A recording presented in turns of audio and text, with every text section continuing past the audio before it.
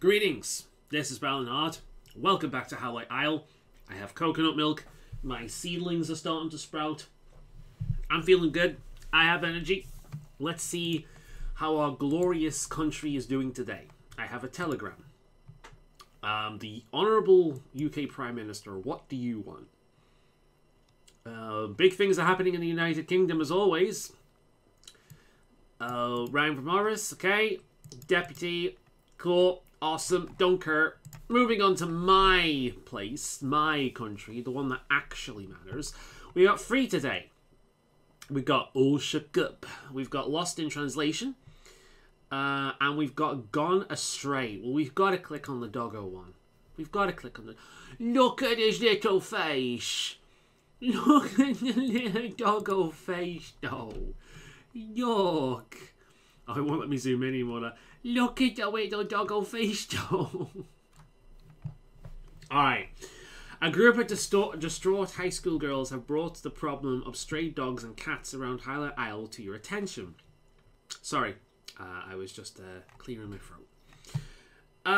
There are too many strays just wandering around, screams a concerned high school student as she feeds leftover scraps to a noticeably spooked mutt. Aww. We need to gather all these poor animals and get them into a nice shelter where a loving family can adopt them and take care of them. Whether they want to or not. You kind of lose me a bit there. What is this, Ukraine? No, more animals, please, begs Animal Shelter Director Esmer Harinstara as she struggles to latch a cage full of cats. Look, I love these fluff balls as much as the next guy, but we can't just handle anymore. We just can't handle anymore. We're up in our ears with animals. The problem with isn't with the strays. It's with our responsible pet owners not spaying and neutering their pets. It's high time we required everyone to fix their pets. Do that, and the problem will disappear. Reasonable. Of course, I'm saying that, and I haven't sprayed mine yet. I should do. The problem is that when I could start walking them, it was around lockdown season where people had to kind of keep their distance and things. And then when they could be spayed, I had to wait, and I just haven't got around to it. They're fine. They're like 4 years old at this point, so I really should do it. It's the first dog I've ever had that I haven't had them done. I just haven't. And I should too, because I think they have better quality of lives, typically speaking, with that as well. So, and he might calm the fuck down a little bit. These animals deserve to be free, screeches Ryan O'Brien. Brannon, right? I'm going to call him Ryan O'Brien because that's funny to me. A member of the People for Ethical Treatment of Everything. People for the Ethical Treatment of Everything. Peter? It's literally Pete. It's Pete. It's Pete. They found a home in the back alleys and dumps. Who are you to take them away from their home? Take them and make them your slaves? They don't exist for your entertainment. We must free all the animals. I like how this is given the exact level of respect that stupid mentality requires. Let's not get hasty here, interrupts Mayor Burns while polishing his oak leaves and war medals. Is he going to suggest shooting them? Now, these animals could be used to the police here overseas with our brave soldiers. There are plenty of jobs that simply... Look, there are a lot of great war dogs, but we're not making war dogs a normal staple.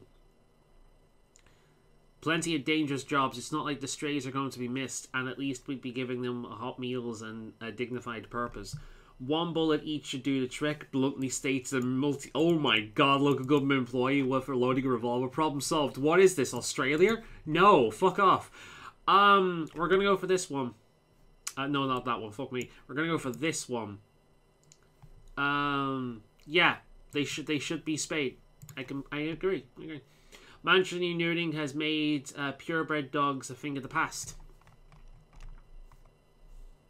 Authoritarianism, taxation, lifespan, safety, income equality, income rationality. I don't know how that has gone up, but okay. Pacifism, ideological radicality, economy's gone down. How the fuck is... Oh, income equality. Okay. Wealth gaps, economic freedom. I mean, if surely the way around this is if you're a breeder, you'd get a license. you know, that it would be a license. God, I really am in the UK. But yeah, they should require a license for things like that. So, yeah. All shook up.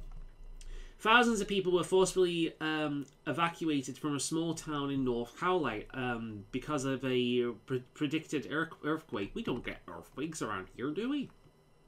I know somewhere around, I think it's Scotland or Wales will occasionally get them, but yeah. Which did not arrive. Weeks later, displaced residents are irate at the inconvenience. Dressed in several-day-old pajamas, angry retiree Rudy Howell clambers over security to reach her desk. I fled my home to avoid an earthquake, and I had to live in my sister-in-law's house for weeks. I hate my sister-in-law, and I demand the end of mandatory evacuations and that the so-called scientist be fined for making terrible predictions. Look, if I do this, then people are going to die, because when a natural disaster does happen, they're going to just be fucking sat around. And the scientists aren't going to make predictions, because if they get it wrong, they'll pay for it. But if I force it, then people are going to be jumping up and down, like moving back and forth all the time. So this is going to be one of those ones that's just not going to have a good ending. It's not our fault, sighs bedraggled geologist Kendra Peters, pushing her glasses back onto her nose.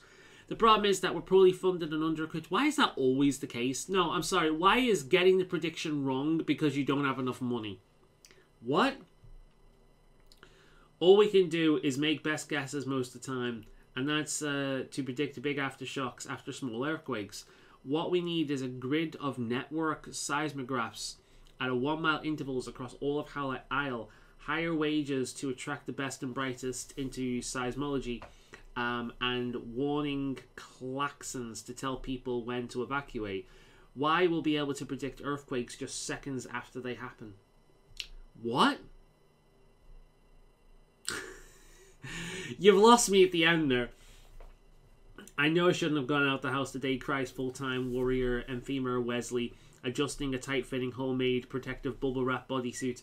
If an earthquake was predicted but didn't happen, who's to say that it isn't on its way? That town should never have been built in areas such a risk of quakes. We need to make sure all of our population centers are in areas with no risk of earthquakes, floods, hurricanes, tornadoes, volcanoes, and landslides. I'm sure everyone will appreciate being safer, and also means a lot less housing. All of these are awful options, but I am tempted to go with this, just because it seems kind of neat.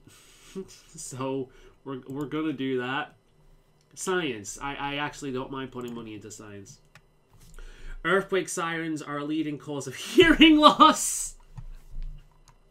Lifespan's gone down, not by much. Crime's gone down. Weather's gone down for some reason. Safety's gone up. Pacifism has gone up. Income has gone up. Intelligence has gone up. Scientific advancement's gone up. I would like that to go up, actually. Taxation's gone up. Of course it is. We're just going to end up having 100% tax at some point. Lost in translation. A young foreign exchange student was arrested in her language course a couple of days ago when she accidentally said, "My friends and I are game for a shooting. We just need to figure out how to signal." Instead of, "My friends and I want to make a shooter game. We just need to learn how to code." That's funny. She was labelled a threat and is now facing deportation. To be fair, like people should take shit like that seriously. So, what's going to happen here is if I take it seriously, a lot of foreign people who can't speak the language properly is going to be deported and treated awfully. If I don't take it seriously enough, then that kind of shit is going to happen all the time. She's already failing my class, says the girls' instructor. Why should she stay if she can't contribute effectively? We ought to give everyone who enters the country a test that proves they can communicate with us. If they can't get every question correct, they should be forced to leave. The girl now, I mean, to be fair, if you're going to live in a country, doesn't matter what country it is or which country you came from, if you're going to live in the country, you need to learn their language. It's that simple.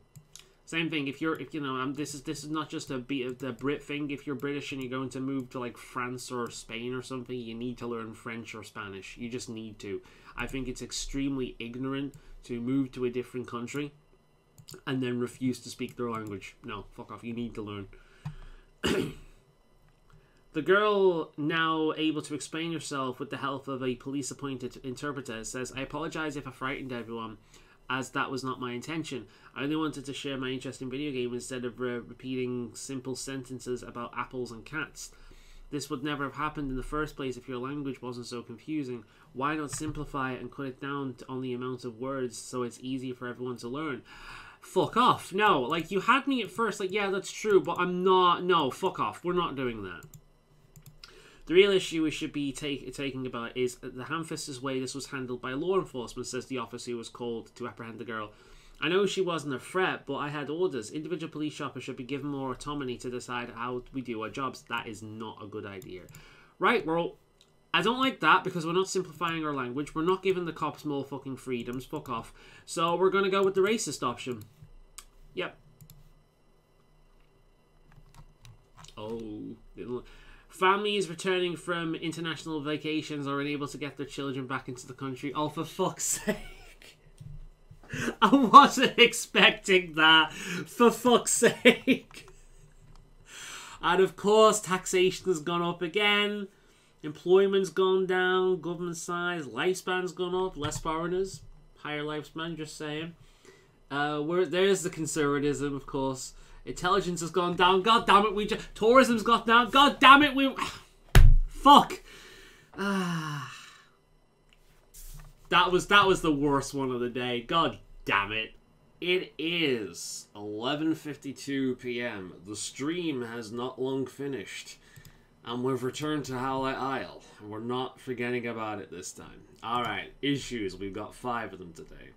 And apparently a person is selling a book with an extremely obnoxious and loud ad. Fun. God, that is screaming at me so much. Kicking out the competition. Plastic everywhere. An issue about nothing. Meet with approval, or in the bag. Let's do meet with approval. The nation's strict animal welfare regulations for slaughter are up for debate, as the order of violent lobbies are for exemption to allow ritualistic slaughter. What? That is really well packaged meat, by the way. According to the Book of Violet, the prophet marks, chapter blah-de-blah, ye shall taketh thine animal, and reciting the oath with violet dread's divinity, ye shall inserteth a red-hot poker up yonder. Well, you can guess the rest. Chuckles, eccentric, subdean, something. Currently, our followers have an important meat at great expense from more tolerant countries. Order stuck eating vegetables. Do you know what Violet has to say about the preparation of asparagus? She rinses for dramatic effect. Grant us an exemption to these discriminatory laws. So basically, you want halal in the country. Get fucked.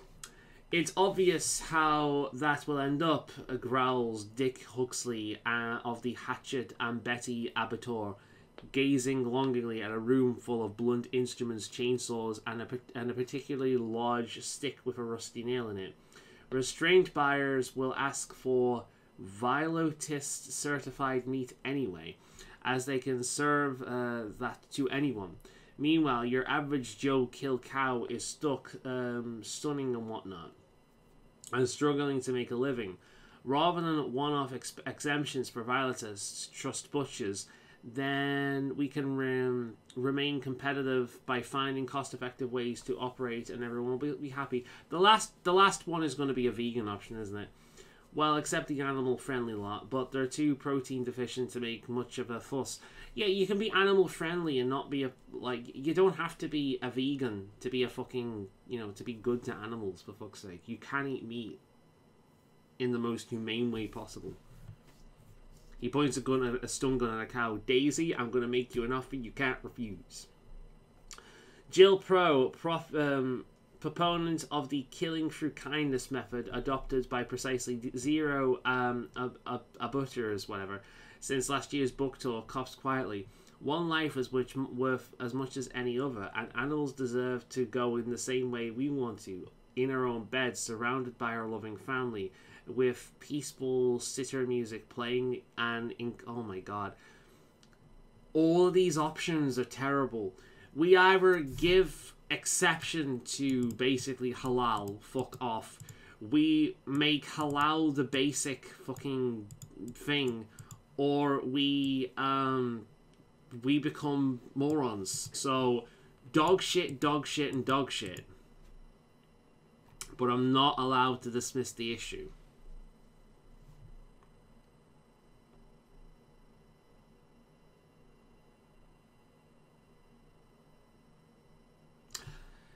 If we're going to allow halal,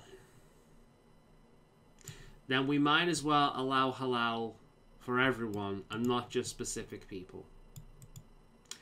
It sucks, but there's no reasonable option here. So here we go. Rare steak seems even bluer now, which I'm okay with. Tourism has gone down, lifespan has gone down, how I don't know. Compassion has gone down, income equality, nice ideological authoritarianism, pacifism. What's gone up then? At least the environment hasn't gone down. Crime has gone up for some reason. Okay. In the bag. A Bigtopian diplomatic bag was accidentally searched by customs officers, contrary to diplomatic conventions. Before the search was stopped, the bag was found to contain cocaine brownies, snortable marijuana, gold leaf toilet paper rolls, and jars of whale oil. Even though the bags were promptly handled over to Big Tom Embassy, questions have been raised about this discovery. This is the most obvious case of smuggling I've ever seen, says Custom Officer Scipio Bonapierre, oblivious to the man wearing a trench coat full of fake watches sneaking through the checkpoint behind him. Those Bigtopians are abusing our trust by bringing all manner of legal items and not paying the duties on the legal ones. You need to punish the Bigtopians by expelling them immediately, even if it exposes us to breaking diplomatic conventions. Why do we allow diplomatic bags anyway? Asked one of your aides. Just treat embassy luggage as the same way as any other luggage. Suggest the same exact rules examination everyone else's bags. Yeah, that seems reasonable to me. Why diplomatic bags aren't meant to contain contraband, the greater fault is ours, observes your Minister of Protocol. To open a diplomatic bag, even accidentally, is a major breach of trust. Yeah, which is why they're fucking exploiting it. Fuck off, we're not going for that. The illegal products aren't as important as the concealed intel, agrees Spymaster N, while searching your briefcase without permission. Imagine the valuable intelligence we could find by covertly opening... Okay, we're doing this. This is the only reasonable option here. God damn it. Diplomatic cables about leader have suddenly been very flattering. Oh, okay. Corruption has gone up somehow. I don't know why corruption has gone up. I don't know how authoritarian has gone up. Because literally that is the most reasonable fucking option. Fuck you. Fuck all of this. Fuck all of this. Fuck off. Authoritarianism. We're not allowing fucking ambassadors from different countries to take the piss. Fuck off. Plastic everywhere. An unusual alliance of environmental activists and garbage men have brought to your attention the increasing giant adults of plastic bags that have been found littering the streets of Howlite Isle cities. These damn bags are everywhere, shouts angry refuse collector Harun Malkantire. They're in our trees, in our rivers, in our streets, and in the sewer system. Do you know how much extra work we have to do to clean up after slobs who are too lazy to put it in their trash can? Ban these bags completely and fine the stores who refuse to comply. Sure, people may have to remember to bring their own damn bags, but think about the back-burning labour. To be perfectly honest, you should be bringing your own bags anyway. You should.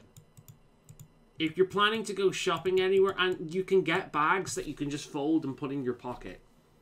It's not the hardest thing in the world. It really isn't. Why anyone uses plastic bags? I use them as bin liners. I've got a whole stack of them. I use them as bin liners. I don't get rid of them. I use them as bin liners and I get rid of them that way. But, yeah, why... We should be bringing your own bag. It should be standard. When I go shopping, I use a backpack and 2 reusable bags. Canvas bags, basically. I use them. That does me. If I'm going shopping for more, then I won't be able to walk back with it. If somebody's borrowing me, or like driving me there, I'll bring more bags. But it's like, yeah, you don't need plastic bags. Bring your own fucking bags. If you can carry the shit back in plastic bags, you can carry the shit back in bags that you've taken there. I actually kind of agree with this. If you can't get rid of the bags, you must change the bags, exclaims Makira Sims, environmentalist spokesperson, wearing a lab coat and a huge grin. Scientists develop plastics that break down over time, so it doesn't matter where they're dumped. Require that only biodegradable bags can be sold in Howlite Isle. The problem will go away. You're not really going to listen to this nonsense, are you? Says Simon Bernstein, CEO of Plastic Corp. Okay, we're done. Why should we're finding microplastics in our body. They're fucking everywhere. And it's only now that the damage is done that we're like, oh, we should do something about this. And then proceeding to not doing anything about it. No, fuck off. Why should consumers have to worry about bags at all? Asks Atomas Glutenberg, owner of the online grocery store. E-commerce is the way of the future. We need to take the next step and put the entire retail industry online. Think about it. No more bags. No, yeah, but there's a lot of things that you like. Never buy avocados over the internet or over an app. Buy them yourself, because you're never going to get good ones. They're just going to pick up the 2 worst ones at the top and give you them. Fuck off. We're doing this. We're doing this. Bring their own damn bags. I agree. Fuck off. Shoppers have literally had their hands full since plastic bags were banned. Bring your own fucking bags. It's not that hard. Don't be a dumbass. Come on.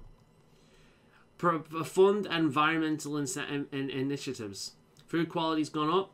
Tourism's gone up. Pacifism. Oh, fuck off. Lifespan's gone up. Oh, fuck off. Weather's gone up. Environmental beauty's gone up. Safety. Eco-friendliness. Fuck off. I'm angry today. That's my theme today. I'm angry today. An issue about nothing. What the fuck is this? What the fuck does that mean? I don't think I've heard that word, seen that word before. Am I going to learn a word today? Is this like the moth thing? Making or consisting of this. Oh, a ruckus. That's how you spell ruckus. Okay. A ruckus crowd draws your attention during the visit to the newest wing of Howlite Isle City Art Museum. The nation's artists and critics have gathered around controversial experimental artist Salvatore Nettini's newest piece, The Infiniteness of Memory, and Invisible Clock Statue. Oh god, it's modern art shit, isn't it? They're all eager to give their impromptu opinions to rather than the nation's poorly calculated art product. Okay. Absolutely ludicrous. Just look at it. Scoffed sculptor Gene Bettecroft, throwing his beret on the ground and stomping on it for good measure. Oh wait, you can't, because it's literally nothing. Even the most gullible of hoi polloi can tell you that this is not art. The true art should convey emotion, express creativity, and help others see the beauty of this world. Concept art such as this has no place. I actually completely agree. If an art's entire purpose is to get people to talk about art, then it's not art. Art that is good will get people to talk about that art, the meaning behind it, how it makes them feel, as well as appreciate it for what it is. Art that's entire purpose is to get you to talk about the concept of art and what qualifies as art is fucking pointless. There's no point to it, because it does the job that any other decent piece of art does, as well as does other things. Modern art is a load of trash. It's a load. It's mostly extremely rich people that don't even fucking make the art themselves. They commission it from someone else, and it's just this hoity fucking snobby bullshit where people act as if they know what art is, but they really don't. It's sold to gullible rich idiots, usually as a tax write-off or something. I actually agree. How can anyone seek to establish arbitrary rules for creating art? Here's the fucking argument. Or enforce styles of a bygone age, inquires Salvador Netti, protectively clutching the statue close to his body before being asked by the museum guards to step away from the exhibit. My sculpture is made of air and spirit, requiring the viewer to use their full power of imagination to grasp. I make no apologies nor to Philistines who do not know how to imagine. Yeah, doing your job for you. Fuck off. Really, you should be helping museums invest. No, fuck off. No, we're not doing that. Andy Warhol, motherfucker. We're not doing that bullshit. Who, like, even wants to go to an old boring building for art anyway? Oh, no, fuck off. You're what are you going to suggest? A collection of digital art. Fuck off. No. Art museums are amazing. Art museums are great. Museums in general are great. Fuck you and your hoity, vapid bullshit. And fuck you with your fucking who wants to go to an art museum. No, we're going with you. Fuck off. Contemporary art museums showcase the latest in centuries-old art. That's always the argument, but a lot of art that is made in the current day is fine. There's some really talented artists out there that you can find online. All you need to do is get them printed and display them physically. They don't have to be physical art to display them. You can still print them and do them that way, and a lot of art museums do that. A lot of art museums have prints. They're not all painted. This is always... In fact, I was having an argument about this recently, about anime, about how common it is for art teachers to push against kids just wanting to draw anime and cartoons. Yeah, because it's an art class. It's an art class. You're there to learn more than just characters. You're there to learn anatomy. And if you're doing anything with humanoid characters, you want to learn actual anatomy. But there's more than one style. There's more than one style. There's other things. It's like abstract art exists. These are actual arguments. I go, abstract art exists. It's like, yeah, but in order to firmly grasp the absurd, you need to know the reality of it first for you to bend. I love abstract art. It's great. I love that shit. But you need to know the reality before you can display how the mind warps, how the mind can perceive. If you have no foundation of grounding, how can you subvert that grounding? And the same thing goes for like anime characters and cartoons. Learning anatomy helps you better appreciate the obscure way a lot of these characters look. Yes, encourage the kids drawing whatever it is. Encourage the kids' art regardless of what it is. But don't let them limit themselves to just that. Learn of it. Trust me, someone who's done photography, that is more of a science than an art, but even then you can limit yourself by strictly focusing on one specific thing.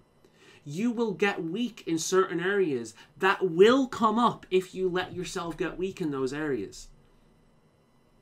You know, it's this argument. There is something to be said about how stuffy these institutions can be, where they only care about centuries-old art. This is a legitimate thing. A lot of these people, like, they only consider art to be Renaissance shit and things like that years before it came to us. But I agree that's ridiculous. But just because that's ridiculous doesn't mean that we can't learn anything from art classes and whatnot. I think the whole debate is ridiculous. It's the same thing as everything. It's one extreme or the other. It's either you only acknowledge centuries-old art, or you acknowledge everything that it could possibly be called art, regardless of how ridiculous or limiting it is. I think people are stupid, quite frankly. Show an appreciation for the finer things. Sector manufacturing, food quality, pacifism, taxation. How the fuck is taxation? Oh, fuck off. Social fucking conservatism. Seriously, conservatives don't care about art. Not unless it's a flag that we don't use anymore. A beast. How is a beast? I'm not actually in a bad mood, by the way. Fuck me. All right, last issue. Kicking out the competition. It's a sports one, so I've said it for last because I don't care about sports. The top clubs in the nation's Magpie Bowl League have expressed interest in leaving the domestic competition to join the closed Elite United Kingdom Magpie Bowl Super League instead. Magpie Bowl fans are worried that the state of competition in Howlite Isle will suffer as a result.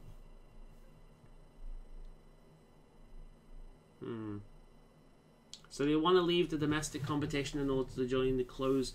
Well, can't you do both?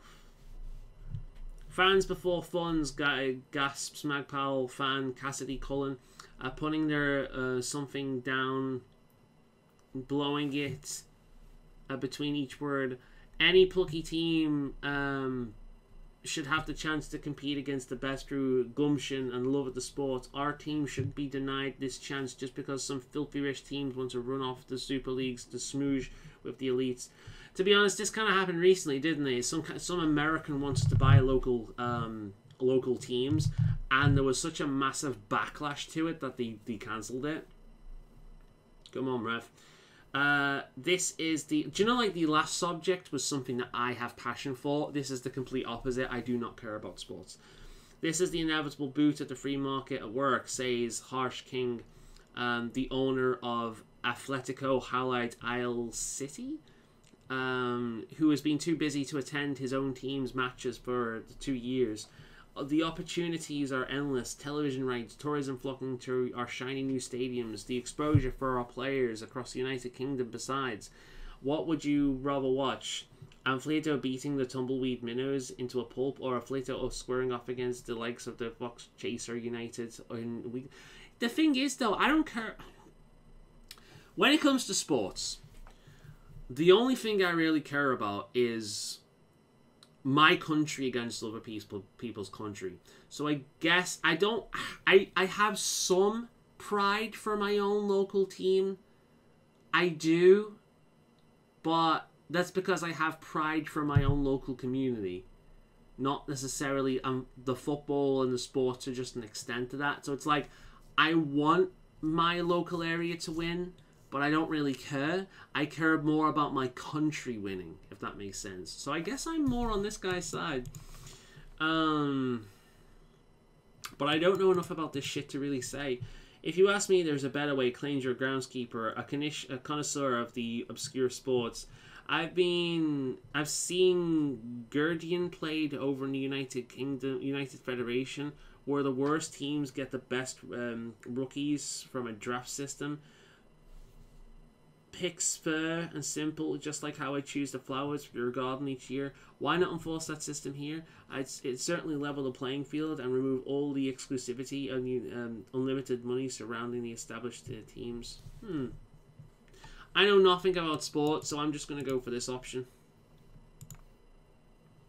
The nation's smallest mag-type teams trade draft picks for a free lunch. Radicality's gone up, inclusiveness has gone up, disposable ink lifespan's gone down for some reason. Yeah, I don't get that one at all. Crime's gone down, taxation's gone down. I'm alright with that. Wealth gaps has gone down. Food quality's gone up. Fair enough, whatever. I honestly do not know enough about sport in order to really understand any of that one. That one just went completely over my head. But fair enough, there it is. It's done. So moving on. Welcome back. I forgot to do this the other day. Well, say I forgot to do.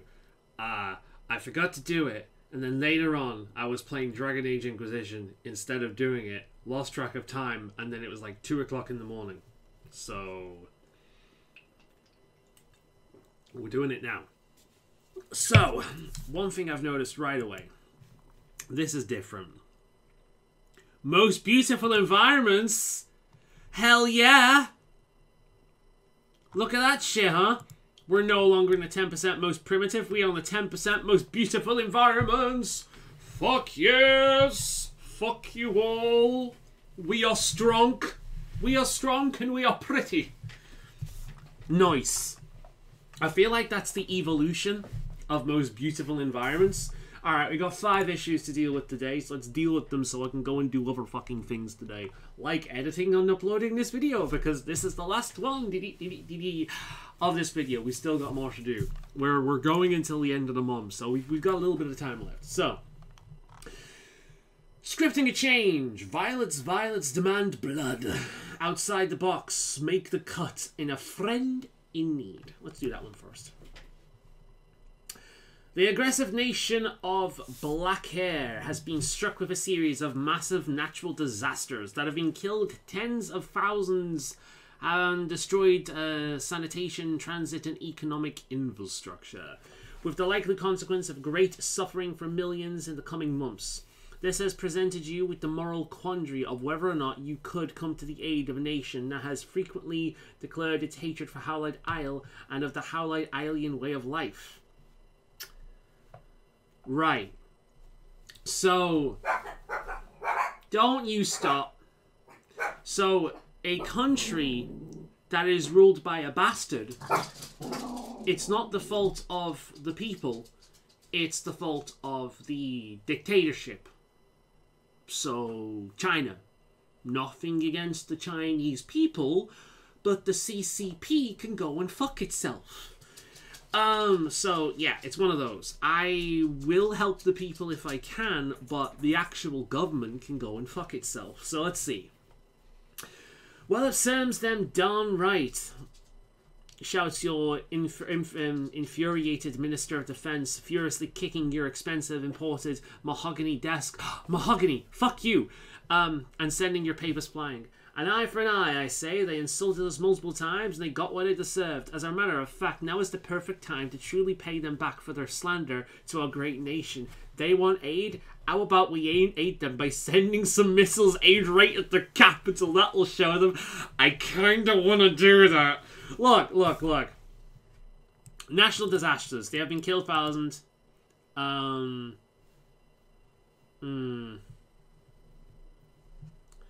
Have they actually done anything to us, or are they just... do they just talk big? Have they actually done anything, or are they just insulting us? Because if they're just insulting us, then fuck you, I insult my own country all the fucking time. It's not that big of a deal. Not that I don't agree with Mr. Compassionate over there, but that particular method only seems to stir up unwanted trouble, notes Carl Blur. Oh god, Blur. Oh no. Howlite Isle's top chess master and military strategist. Okay, it's not Blur. Frankly, there's a much better way of making your point without causing so much international outcry. Why not provide them aid, but so much of it that they become dependent on us for survival, flood them with food, but do nothing to help their farmers, supply them with power, but don't build up their infrastructure. Then, when they've lost any capacity to support themselves, start charging them. We can look good internationally while secretly waging war against their economy. That's good. I'm feeling evil today, apparently, because that's good. It's just too much effort these days to try and take over another country. Sighs Pullinger Haggard, former soldier on current aid to the Minister of Foreign Affairs. For that matter, it's too much effort to even provide aid when we have so much to focus on here. Crime, actually our crime is relatively unknown. So, poverty, resources, most of our country's doing pretty well in those areas. And all that. It's a shame what happened, but we aren't the only nation in the world. Let's cut all aid. There's probably some other nation that'll be foolish enough to help them out anyway. Regardless of what Black Race's government's actions have been in the past, there are millions of innocent civilians who are going to be harmed or even killed. Suggest your security. Do you know what? I'm going with this. We're gonna play the long game with them and eventually own them. That's what I'm doing. People believe that if you teach a man to fish, he won't buy the fish from you anymore. I mean, it's true. Why do you think we rely so much on supermarkets? Because we've We've made it so people can't actually survive from the wilderness anymore. We've cut the wilderness down, and what's left, we prevent people from fishing. We've poisoned most of the water supplies around the area, so we can't actually eat any of the fish that we fish from these areas. And yeah, so people can't actually live off the land because we've fucked it around to such a degree that it's kind of impossible. There are even some laws in some part of the country, apparently, that prevent you from growing certain kinds of food in your own garden. I found that out recently. That's insane. But yeah.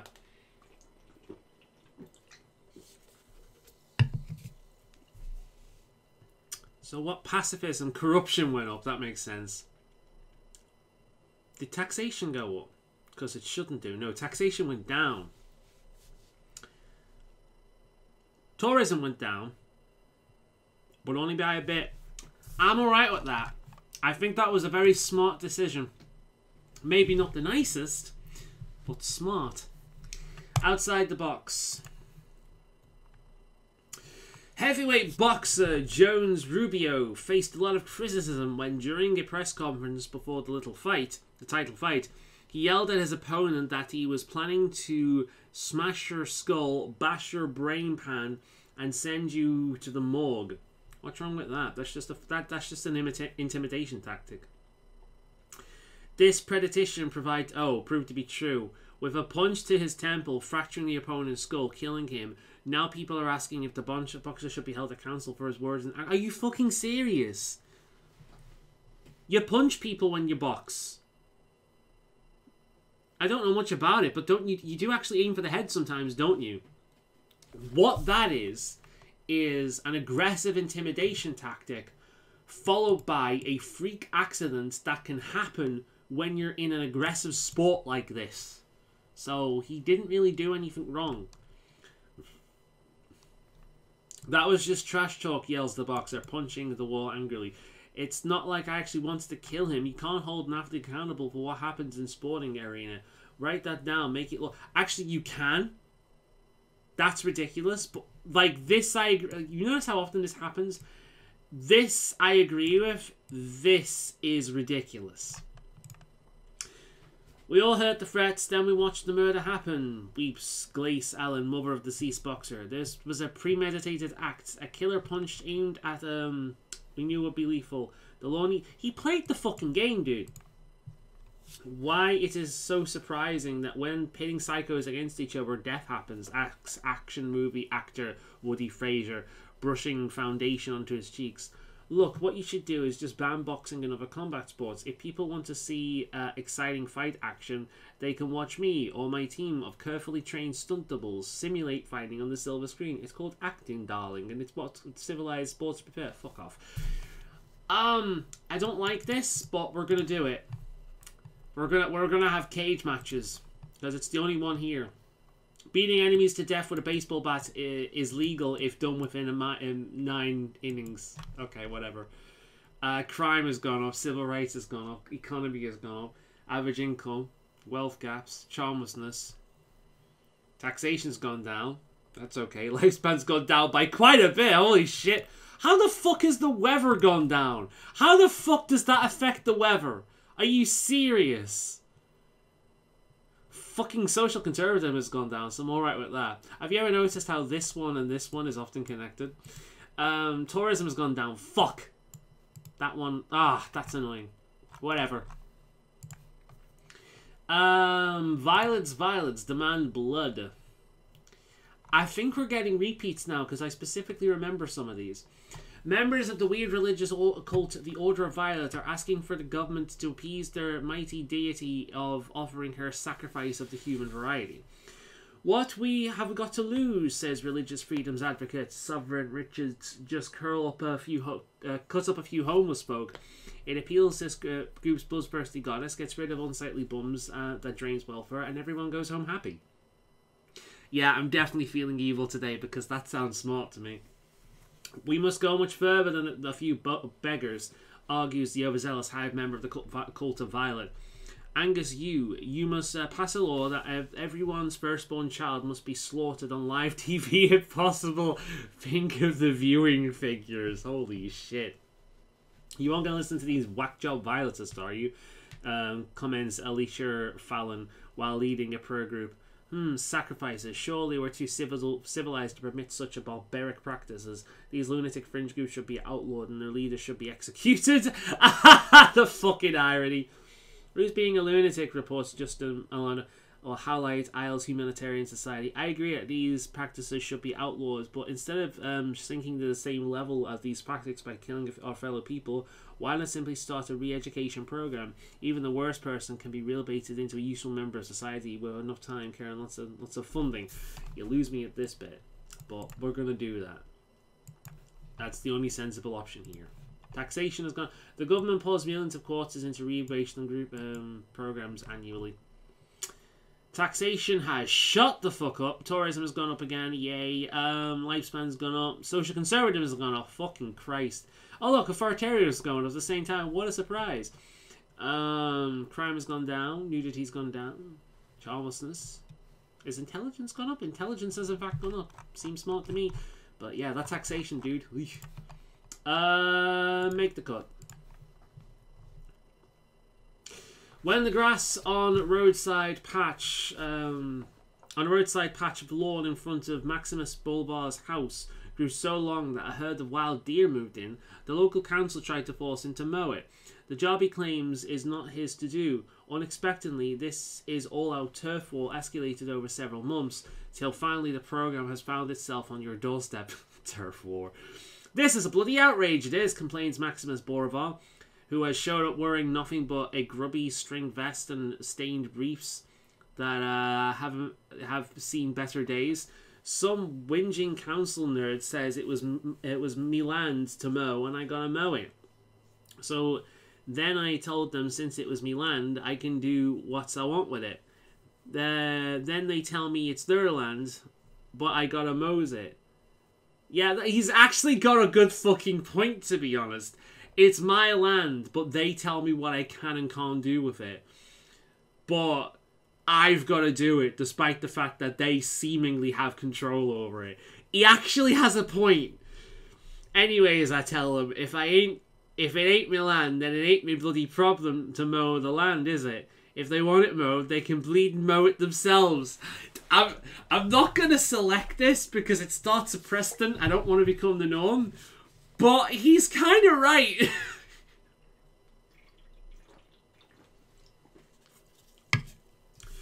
Surely you can't expect us to look after every nature strip in our local government area. As Councillor Kate something, waving the red ink-covered printout of the local authorities' annual budget. By the time we pick up litter and pull weeds, we'll need to be doubling our council rates. And when we do increase our wages, everyone chucks a stink. Force the idle bulgers to be socially responsible for their own lives and get them mowing. The whole program appears to be that it is not the residents' land, suggests Ochindo O'Brien, your Minister of Creative Solutions.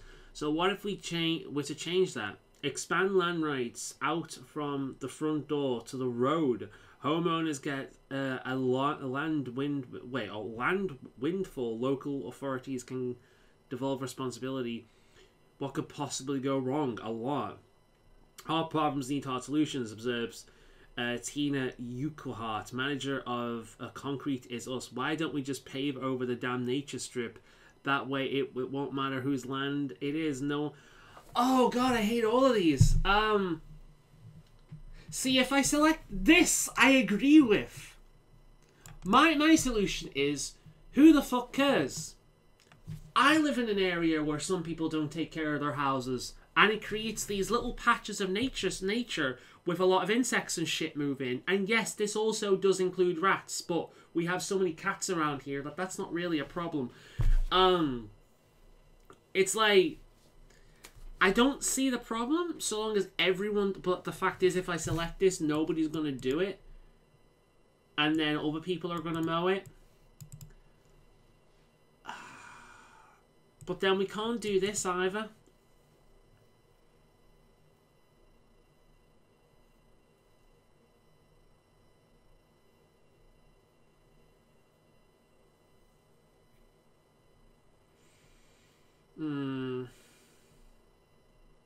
I'm not doing that because that'll fuck roads up. And I'm not doing that because we want our... Surely you can't expect us to look after every strip in our local government area. Waving the red ink covered print out a local authority's annual budget. By the time we pick up litter and pull weed, see, this is the thing, pick up litter. Does this mean that they're not expected to look after the local area?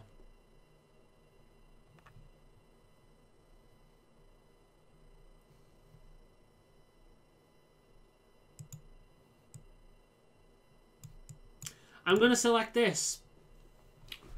Mow your fucking lawn. Tower block residents are each held responsible for the square inches of the front yawn. Economic equality, authoritarianism, employment's gone up, average disposable incomes, ideological radicality's gone up, average income has gone down, taxation has gone down. Yay! That was the right choice. Obesity's gone down. Fucking hell. That was the right choice. Fuck off. I also like how employment has gone up, but the economy has gone down. What?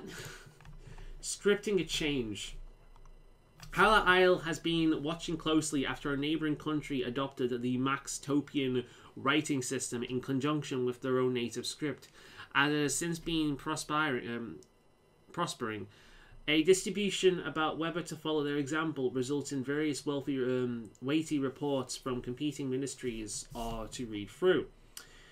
You sit down at your Vendira on a quiet afternoon and start with the 642-page report from the Ministry of Tourism, which begins, "It is the opinion of the Minister that we should also adopt the Maxtopian script to run alongside our own writing system.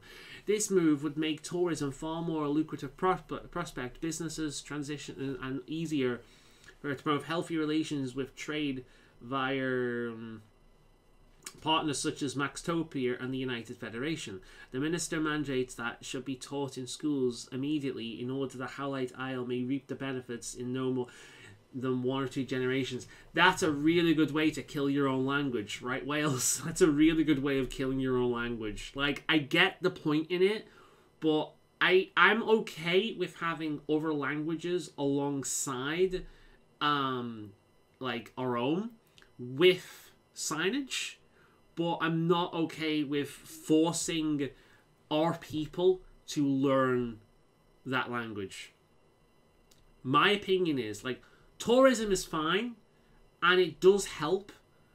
But if you want to move to a different country, you should learn its language. But we're talking tourism here, so as the afternoon progresses, you pick up the subsequently heavy report of the Ministry of Culture, which leads off with, "We strongly state that we should not adopt new writing system. The current script is rooted in generations of tradition and is the only alphabet the vast majority of Howlians can read or write.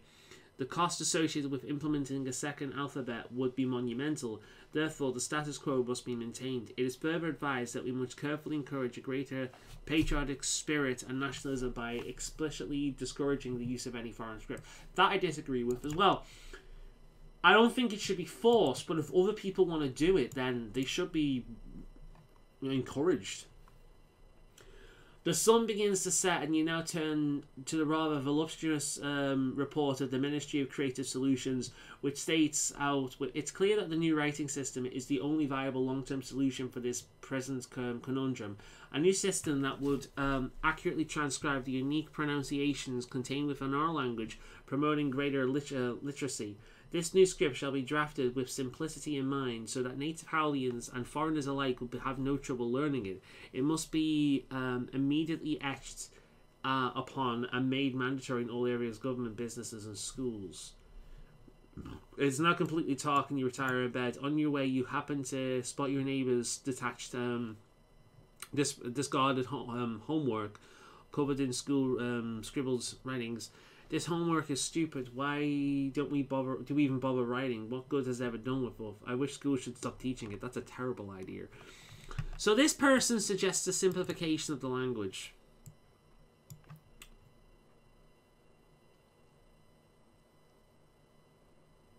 You know what? I'm going to go with it because tourism is a major thing in our government.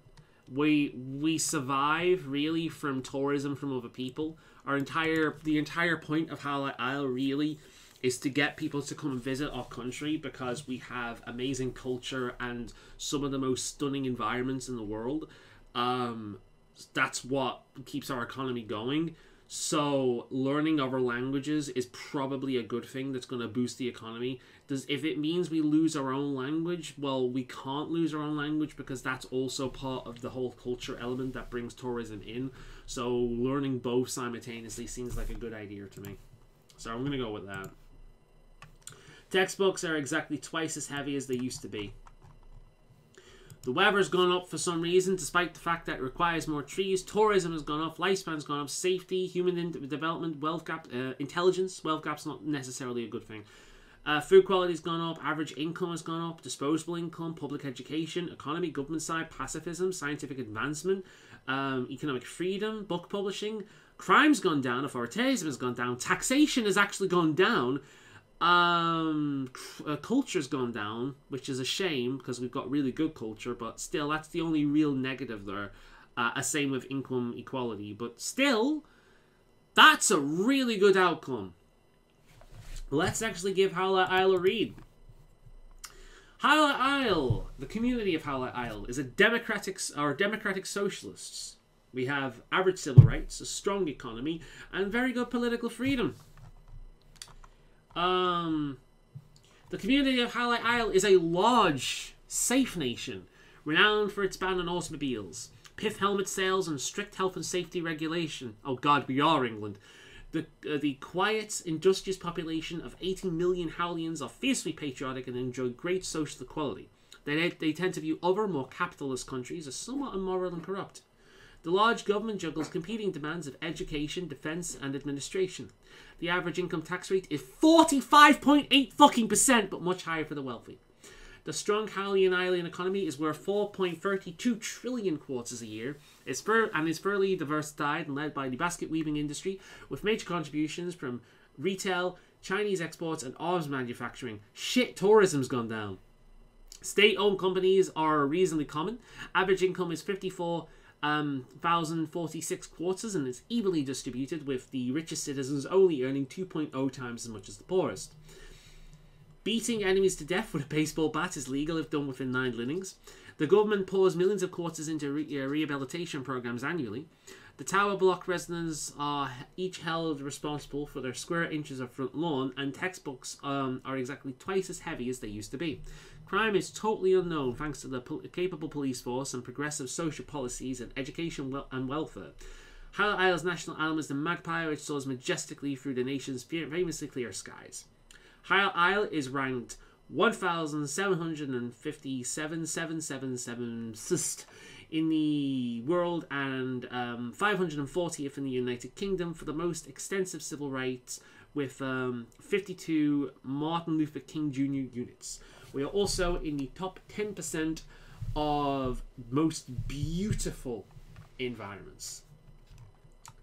I am quite happy with how Howlite Isle is. Unfortunately, we've lost tourism as one of our major contributions, but still, I'm really happy with the position Howlite Isle is in right now. I've played this game multiple times over the years, but I generally think this is the best community, the best culture, the best country I've created. And I'm really, really happy with it. I was feeling a little bit evil today, and as happens every single time, I've kind of been wanting to make a new community that is just a pure evil piece of shit. That sounds like fun. A psychotic dictatorship, basically. But yeah, can we change anything yet? We need 250 million citizens for the capital city, 750 million citizens for a leader, and 1 billion citizens for a national religion. But still, we've not got any of those. Hopefully, we get at least one of these before the end of this series. But yeah, I'm happy with Howlite Isle. It's looking pretty good. It's looking pretty good.